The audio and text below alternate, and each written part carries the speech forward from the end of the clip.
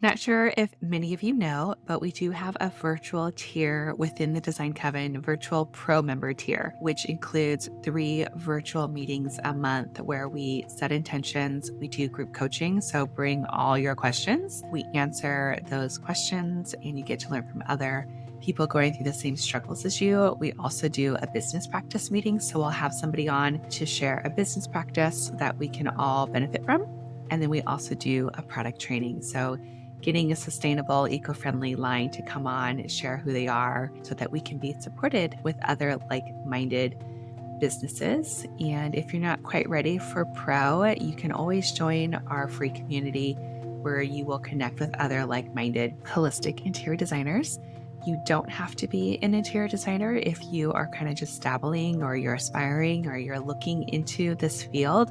We invite everybody from all journeys, and you don't, again, have to be a designer. You don't have to have a degree. We're just a beautiful community of like-minded people looking to create healing spaces, not just for ourselves, but for our clients and future clients. Come join us at designcoven.com/join.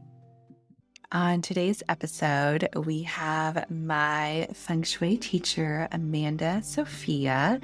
She was on episode 2, and I've got her back today to talk about the year of the rabbit, the water rabbit, that's coming in for 2023. Amanda Sophia is a Feng Shui master, Celtic priestess, and self-love guide. She founded the International Feng Shui School and Training Program. Amanda's sincere appreciation for community guided her to establish the Inner Circle of Feng Shui, a membership site that is a source of support, inspiration, and friendship. Members thrive through accessing joy, inviting miracles, and consciously pursue living as their greatest selves. Amanda Sophia founded the Divine Woman Awakening School, a year-long journey of the Celtic Wheel that leads participants inward to discover, cultivate, and embody their authentic wisdom and power. Using ancient rituals, Amanda guides women to reach a higher level of connectedness with themselves and nature. Amanda has studied wisdom traditions around the world and is a certified yoga teacher, shaman, and Celtic priestess. Her calling is to help people let go of old belief systems and awaken to their inner joy. And she is doing just that. I absolutely adore Amanda. And I think you're going to feel inspired with today's episode and fired up about this new year that we are coming into with the water rabbit. You're listening to the Holistic Interior Design Business Podcast. This is a podcast that guides you as a new or inspiring independent interior designer navigating your entrepreneurial path. Here, with my over 20 years experience, I will share my holistic approach to design with intention and ancient practices, including Feng Shui, all incorporating mind, body, and spirit into my design projects. You will also learn from seasoned interior designers as they give strategies and insight of how they built their businesses and continue to work in the field. Together, we will discover supportive trade partners, new ideas, creatives, and inspiring artists from around the world. I am your host, Rachel Lorraine Crawford. Hello. Welcome back. We are on episode 74, and I have the beautiful Amanda Sophia on with us. Hi, Amanda. Hi. So happy to be back again. Oh, I'm so glad to have you. And if you aren't familiar with Amanda, she is my Feng Shui teacher. She was on episode 2, so like very, very, very beginnings. My first guest, and she's back today because we were talking about the energies of Feng Shui for 2023. If you want to learn more about Amanda's story, because it's really incredible, you'll have to check out episode 2 to hear all of that. So I'm going to go ahead and open up our space before we dive in. And of course, I'm going to light a candle. Just connecting with that beautiful fire energy that we have. Creation, manifestation, connection. And then I'm pulling a crystal card. So I've got the Radiant Crystal deck from Bouchette Design. It was actually another interior designer. She created this beautiful deck. They're beautiful. Oh my gosh, yeah. They're so pretty. So let's see what crystal energy we have for us today.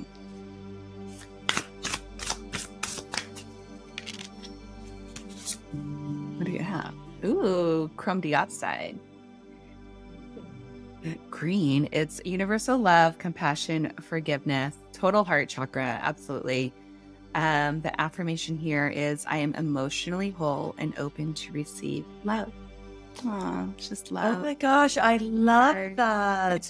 That is so beautiful. I know. I don't think I have any of this in my collection. Absolutely gorgeous. Gorgeous. So yeah, Amanda, I wanted to bring you on because you are my guru for all things Feng Shui. And I thought it'd be neat to have us kind of do a little intro into coming into 2023, the year of the rabbit. Like, what does all this mean? And it's nothing hardcore. It's just really about connecting with those energies so we can kind of get a sense of what to expect coming into this new year. And then, of course, if we do want to get really deep and heavy, there's so many more services and things that you have to offer, which we will dive into here at the end. So can you maybe give us a little intro into this year and what it might mean? And yeah, I'd love to. Well, we're coming into 23 and there's the solar and the lunar new year. So the lunar new year will happen, I think, like the 21st. It's on the new moon of January. But then we base the feng shui on the solar, which will happen on February 4th. Got it. Right. So that's when that comes in. Okay. So there's a shift of energy, and I think it's a really beautiful shift that we're coming into this year because we're coming out of the tiger, and I mean it's been a powerful year, but the tiger, like the energy of the yin water rabbit it's a lot softer. It's a lot more gentle. And we look at the 12 zodiacs, and the rabbit, they say, is the reincarnation of the moon goddess. Oh my God. Yeah. Yeah. So it really is more that divine feminine energy. Okay.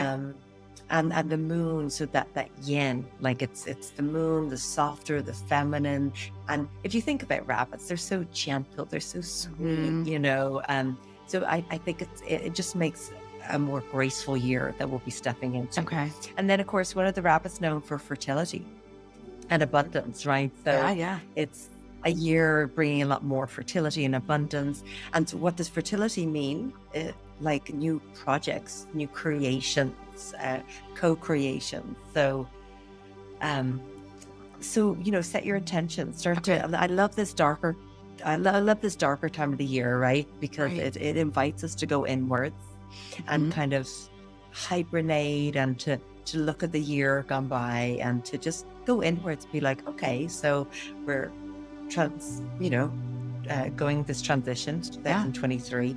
How would I like this year to be? How would I like to show up? How do I want to feel? How do I want to experience this year? And then, then how do we want to create that in our environments? Like, how do we want to, because our homes are a reflection of how we're feeling internally. Absolutely. Right. We talk about this all the time, the light bulbs are going out all over the home. It's like, okay, I'm a bit burnt out. Where do I need to slow down and pause? Right. Or it's like the water represents the emotions, and how life is flowing for us. Just think of a river, but it also represents prosperity and money. So, if things are leaking, it's like, okay, where's money leaking? Or if the water's getting blocked, it's like, oh, where am I not feeling what I need to feel? Or where is that stagnicity coming? So when we look to our home, it's like, and I think it's a beautiful time when you're in the last part of the year to be like, okay, I really want 23 to be a year I can thrive in. So you can start making some changes, and that would just be, the 101s of Feng Shui, right? Yeah. The 101s are clear the clutter. And speaking of, I just had four bags of clothes leave my house today. No. And I'm going to let you in a little secret. What's going on? I had a couple of these pairs of boots that they were gifted to me, and they were really, really, really nice boots. But I had not worn these boots in years. But like I've taken them to a couple of places, you know, those Yeah. or that. And I just said to myself yesterday, I was like, okay, it's time to let it go. And I actually shed a couple of tears. Aw. And I'm not the type of person that's like really, but it kind of, I think what it represented, I mean, because they were like the most pointy toes, the most pointy heels. And it was just like, Yeah. I'm never going to wear these again. You know what I mean? And so Yeah. what are they really symbolizing? Me not moving forward, me not coming into Mm. acceptance, you know, just like, I mean, so like, and then today he just felt like the energy felt so much freer, Shifted. so much more. And I had some shifts today. So it's like, oh, okay. You know, I get how this works. And there's the time where you're like, Yeah. got your stuff hidden, you know, those little things, you know what I mean? And it's just like, oh my gosh. So anyway, clear stuff. So if you haven't worn it in a year, you know, and I love Maria Kondo's work where it's just like, touch it. And does that bring you joy? Does it like, you know, and it's funny because when I shed a couple of tears, let go of these boots, and I thought, like, what would, you know, what is the real relationship I had? And what were they representing? What part of my life were they representing? You know what I mean? So it's very empowering, and it's such a journey of self-realization. You know, when we learn about becoming conscious in our environments, and we start to look at art, and we're like, oh my gosh, what is that art like really? You know, what is the message it sent to me? But what was the reason that I consciously or unconsciously chose to put that piece of art on the wall? You know, so Absolutely. I think there's such power in just kind of going through your space and look. I always call it looking at it with Feng Shui eyes of what is this piece of art? How does it make me feel? What is it like? Activating with me, like, is it raising my vibration? Is it lowering it? So like, I'd say that's a really, really good place to start. Absolutely. And Rome wasn't built in a day. So just like, it, you know, took me a whole day with just those 4 bags. So you want to be realistic. And that was because I was like, ready. Do you know what I mean? So you were in that mindset. Totally. Yeah, exactly. So moving forward. I mean, this is why like, oh, I need to go through my clothes. And then of course, like just getting everything in good working order in the home. Like that's a really big one too, because if things are broken or cracked, or, you know, just think about a watch or clock, I mean, and it's not moving, right? Like, you know, you just put the battery in it, or it's broken or whatever it is, or it's in more than one clock around the home. It's like, oh my gosh, like, am I even in that flow, or am I stagnant? Am I standstill? You know what I mean? So it's like, it's when you really start to look at all the messages of the universe. I mean, just start with your home, because your home is like the microcosm of the macrocosm. It's like your whole universe in there, and how you can actually tweak things and really, you know, start co-creating even more of that light that you want to experience, whether it's more joy, more peace of mind, more abundance, more love, whatever it is. It's like you can start, first of all, obviously here, the inner work, right? But in your environment, and they both work simultaneously anyway. We know that, right? Absolutely. Yeah. Yeah. So definitely clearing that clutter, fixing the things that are broken. Yeah. You know, there's 3 parts to Feng Shui, right? There's the earthly luck or energy, you know, the destiny that comes in, and then the human destiny, right? The earth, the heavenly destiny, and the human destiny, right? And so the environment, the home really works with that earthly one, because you know, our bodies are these vessels for our soul, but then the home is a vessel for the soul and the body, our families, you know. Absolutely. And then in our communities, right? But also, when we get our Feng Shui in alignment, of course, it supports our physical health. If everything's blocked, or there's sharp corners everywhere, or everything's like the color's not honoring us and the artwork's not honoring us and things are broken, we're just not going to feel good energetically. Absolutely. You know? And so the moment we get all that, our human chi just heightens and gets so much better. You know what it's like you space clear the house, and all of a sudden you got all this energy, and you were feeling a bit lethargic before that, you know. And then the destiny, right? The destiny part, the heavenly energy that comes in. So, you know, I believe that we come in with these soul agreements, these things that we experience.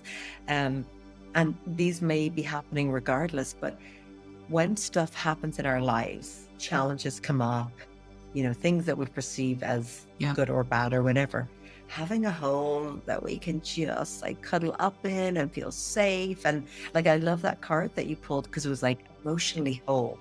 Oh Right? yeah. I To mean, receive that love. crazy beautiful. Mm-hmm. I love that. So it's like when we are in an environment, where we can nurture ourselves, we can be loving, we can mother ourselves and feel safe, even just feel safe to come in and have a good cry. Like our home is set up to nurture us and create that connection within our families, within ourselves.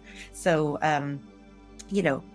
putting the effort into creating a conscious space is really important. Like beautiful, yeah, but energetically conscious. Absolutely. As well. I think that's almost even more important is being really conscious and being intentional about what we're bringing into the home versus just picking pretty things and hoping that it it does its job. Yeah. And that has its place when with the for that visual and it makes us happy. But it's like take it one step further.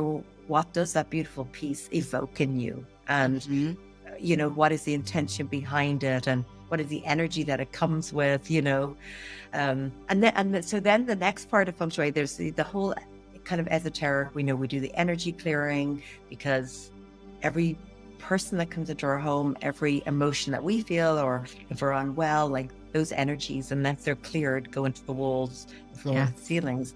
And then we also have, and I know this is something that you kind of wanted to chat about today, is we have the classical traditional Feng Shui. And that is based on the year the home was built. It's like the energetic blueprint of the home, the year that it's built and the degrees that it faces. Your home has its own energetic blueprint, right? It's kind of like if you've ever had an astrology reading, the moment you take your first breath, however the stars and the cosmos were aligned, boom, that creates the destiny of your chart. So it's the same thing for the home. The direction it is born to the when the roof goes on, it's like that's the home taking its first breath. It's the last time that energy from the stars, the sun, the cosmos comes into the space, and then it's like captured in some ways by the roof, right? When I'm at the walls. Yeah. So with that, I think that's another thing that makes Feng Shui so powerful, because there's this whole system that was created, like I think really by the shamans and the goddesses who had that connection with the stars and the cosmos to understand that the home's destiny and how we can work with it. So they're called flying stars, and there's 5 elements to Feng Shui: water, wood, fire, earth, and metal. And within that, there's a trigram that has 9 different areas in the home. And each one of those areas has a permanent energy in it. And each one of those areas has an annual energy in it. And we're going to talk about the annual, right? Yes. Yeah. And maybe we'll even just talk about a couple of them that are really important. And maybe what I'll do is I'll talk about the most auspicious area this year for 23. What do you think? Fantastic. I think people would absolutely love that. Okay, perfect. So basically what you want to do, and of course I know you're an amazing community of interior designers, so like amazing with floor plans and creating beauty. So like you get your floor plan and you divide it by 9. So basically 3 length and 3 width way, right? And you divide it to 9. And then you can get a compass direction virtually, or you can get your compass. Now, just for finding out the 9 areas, you could even use your phone, but as you and I know, Rachel, when it comes to really getting the degrees, we want to use like a proper compass. So, but if you find out where the south area of your home is, the south is the most auspicious area this year. Yeah, we've got the annual 8 there. And the number 8 is all about joy, celebration, prosperity, abundance, wealth. Like it's really, really amazing energy. And the element for like that we want to bring in is what you opened our sacred space with, the fire element. Yay. So we know the fire. Yay. So the fire has that ability to activate energy. And so when we have the fire there, it activates the money, the prosperity, the joy, the abundance, all of that good stuff. And how you can add fire is, of course, like a candle, but we like the Feng Shui remedies to be in place. I wouldn't have to worry about them and always be looking after. So like it could just be, something red. So let's just say the south is your living room. You could put a couple of red cushions on the sofa. There could be a red rug, could be a red throw on the couch, a couple of red candles. And so even just the red candles themselves bring in the fire, because the color red does that. So it's a really good area to spend lots of time. It's a great place to put your wealth altar, to curl up with a book there, or so that would be one of the best areas. And the center of the home has really nice energy this year. Oh, okay. Last year, we had the 5 in the center, which is the least auspicious. Yeah, so that's out. That will be out of there, which will be really good. And so what's going to be there is number 4. And so the energy that's in the center, it kind of radiates all around the house. Yes. And the amazing thing about this trigram, these 9 squares that I'm talking about, some people call it the Vavwa, the low shoe, but these 9 squares can get placed over your house, but they could also get placed over a town. They can get placed over a country or the world. And it is mind-blowing how everything, it's a microcosm in your home, but then you can lay this over the world and it shows up the same. So the center, what was happening in the central countries this past year, do you know what I mean? So this year in 23, this coming year, we've got the 4. Okay. And the 4 is all about love. We got love. It's about academic achievement. So those studying, it's really supportive for that. It's about business success. It's about referrals. It's a super creative number. So the center of your home has that energy there. Now, you don't need to add an element in the center of the home, but, I'm in Feng Shui, we work a lot with intentions, as you do as well, and symbology, right? So what could you place in the center that represents love, academic achievement, success, business success, something that means that for you? Because I'm not going to be like, oh, put that there, because what we wanted to do is when you look at it, it activates that feeling within you. You know what I mean? Right. So it needs to be really personal. Yeah, exactly. Yeah. Then the third best area this year is the north. Okay. And the north, again, so it depends what room that is, but the annual 9 is coming in, and the 9 is the celebration star. So it just brings in all this energy of celebration and joy. And of course, we know the 9, whatever it's with, it enhances. So the element that we can bring in, we could bring also a little bit of fire there. Okay. It is also bringing, we call it in Feng Shui, we call it peach blossom. Oh, yeah. And you know what that means. Yeah. It just means if somebody's single, it's really good for helping bring in a partner, or people that are in a marriage that's good, but could do it a little bit more romance, like that. That's a really good. Yeah, exactly. Yeah. So there are your 3 really good: the south, the center, and the north. And then what I'll do is I'll just on the bummer level, I'll go a couple areas. Okay. I'm like, okay, that was really fun. Now, what should we avoid?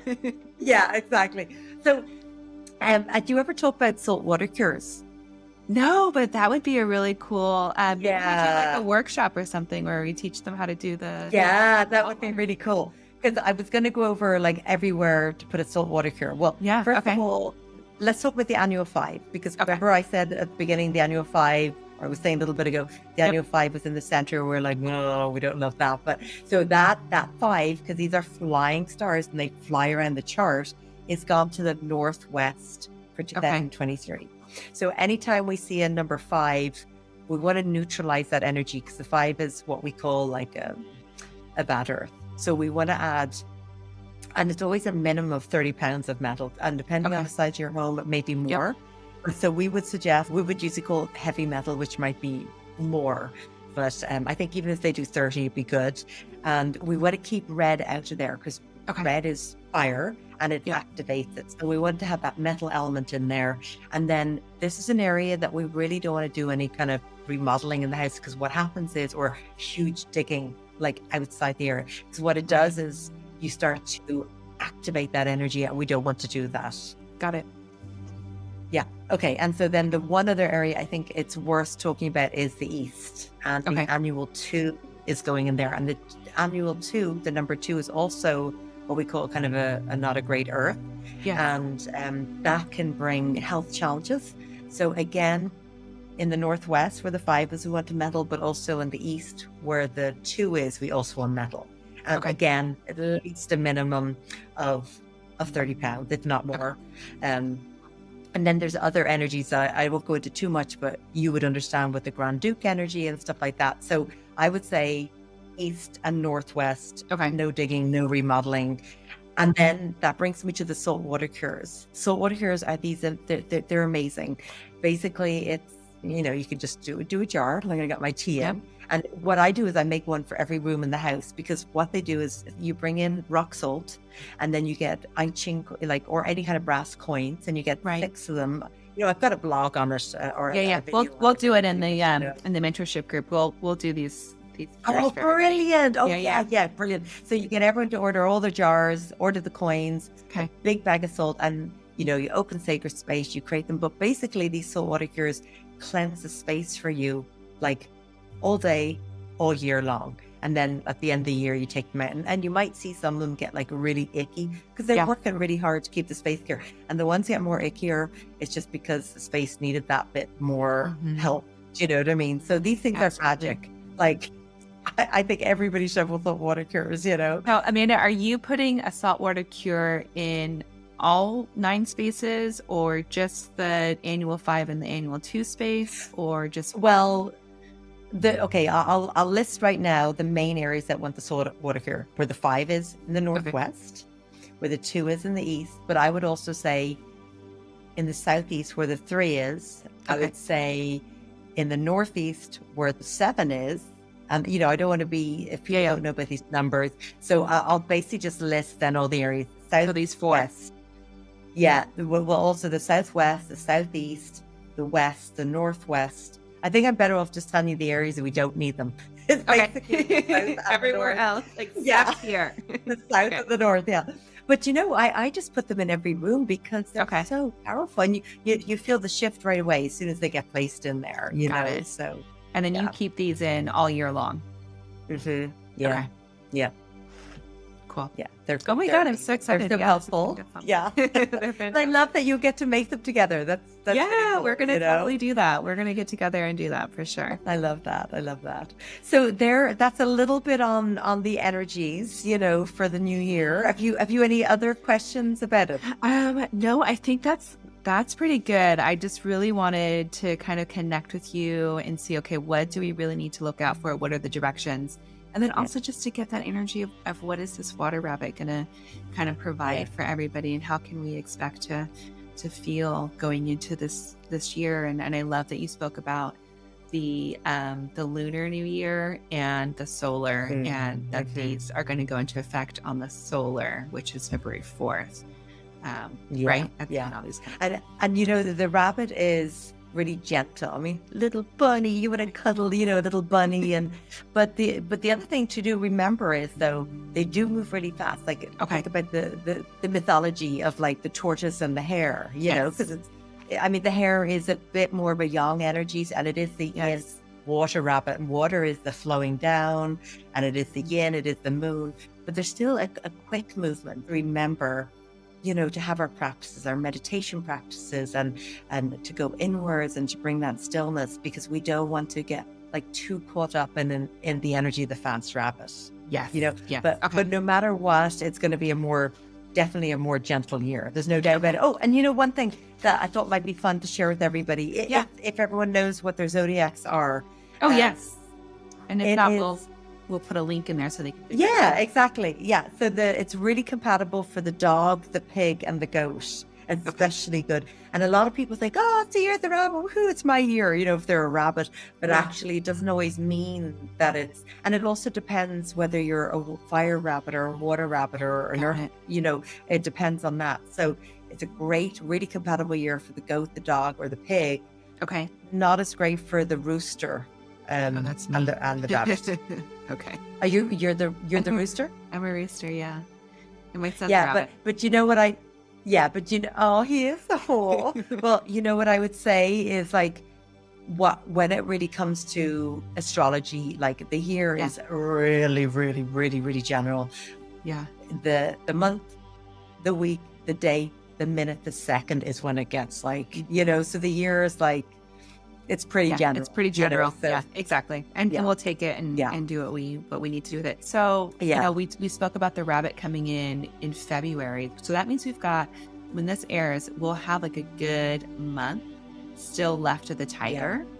And I didn't ask you this or prompt you or anything. And I'm bummed I didn't think about having you on for the tiger last year to talk about those energies. But are there any energies that maybe we should be wrapping up with that tiger, or last minute things we should be doing while we're still in the tiger before it? I think that's a really good question. I think completion is the name of the game for the next, I know this, you'll have a month, but like, how can you bring certain projects to a close? Or how can you even have those conversations that you've been putting off that will bring closure to things that you need to? So more personal projects, business projects, but also even conversations or relationships. It's just stuff that that you need to kind of close up, because then you're just going into this whole new energy of this yin water rabbit, and it's a much more gentle, softer energy than that the tiger, which has its power and sovereignty to it. But you want to kind of go in, because it is the year of fertility and creation, and you can go in with this fresh energy of what you're going to bring in 23. Got it. So good. I think that's fantastic. Yeah, really wrapping those things up so that we can come in with a fresh start and a more gentle start. Yeah. Amazing. So Amanda, can you, I know you have so many beautiful programs and things that are going on, and you're going to get, I know every year you always have your like flying stars. We get into the nitty gritty of everything. Get down. And it's really intense and long and beautiful. When is that happening? That is going to be in January 14th. So, it gives a couple of weeks as you kind of get ready to go into the new year. So that will be, And is that available for anybody to purchase and to join in with you?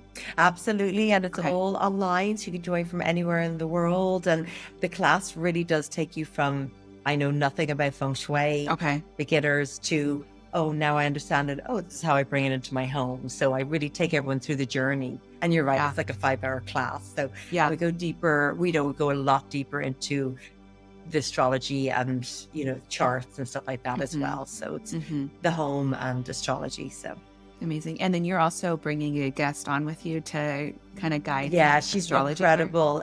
Yeah, exactly. Yeah, she does the body. Yeah, the 4 pillars, Feng Shui. Yeah. Oh my gosh. Okay. And then you also offer certification, right? Because if somebody, a designer, wants to actually be certified in flying stars, you have that to offer. And how long is that program? And is that all virtual, or is there in person as well? It is all virtual. And the Feng Shui Master Certification, you can start off with Feng Shui Your Life, which really helps you get the foundation of Feng Shui and how you integrate it into your life, because we know what a transformational journey it is. Like, people think, oh, I'm just going to learn about Feng Shui, but it's actually, if you're saying you're going to work with the energy or space, and you start to shift the space, a lot of transformation happens then. So we have the Feng Shui Your Life, and then you can come on to the Feng Shui Master Certification, which can take you through starting your own business in Feng Shui, how to work with clients, how to work with the energy, and how to work with your clients and not take on their energy, and integrate it into, like, if you're doing interior design, how you can then integrate it into something you're already doing as well.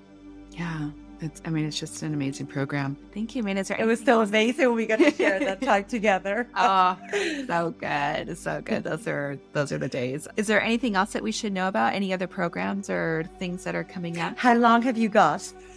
I know you have so many things. Yeah, no, well, it's really the Feng Shui Master Certification, and then the Divine Woman Wheel of the Year, where I take everyone around the Wheel of the Year, and we go deep into the seasons within ourselves, and the goddesses, and the goddess for every point on the wheel, and learn a lot about ceremonies and rituals, and that's like my heart work, my soul work there as well, so and then there's our geomancy. Alex Stark and I do a geomancy certification. And so really, to me, that's a very vital, important part of Feng Shui, because the Feng Shui is looking at the home and how we can get that in balance and the energy flowing and in harmony.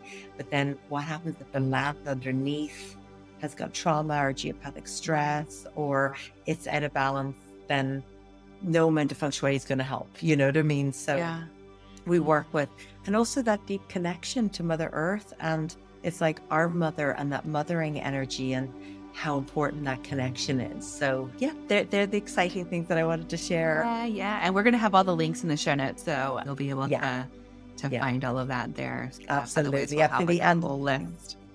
Yeah, exactly. And Alexandra will be teaching the astrology part of the new year So, and she's amazing. So you can learn all about that. Oh my gosh, that's so cool. I love it. Yeah. Well, thank you, Amanda. It's always fun to reconnect with you. Oh, I love it. It's just like, can we not just chat all day long, please? I know. I miss you so much.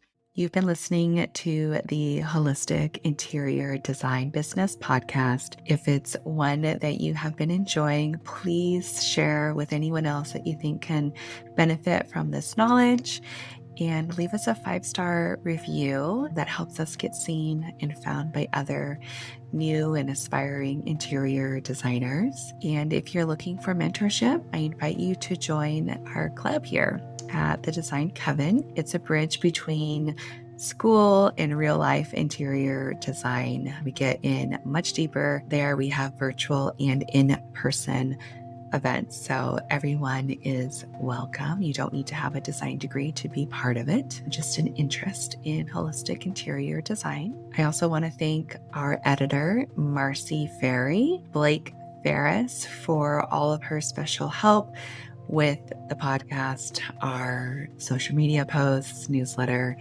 and lastly, Kinseth Thibodeau, who is our music composer. Until next time, be well, and we will see each other soon.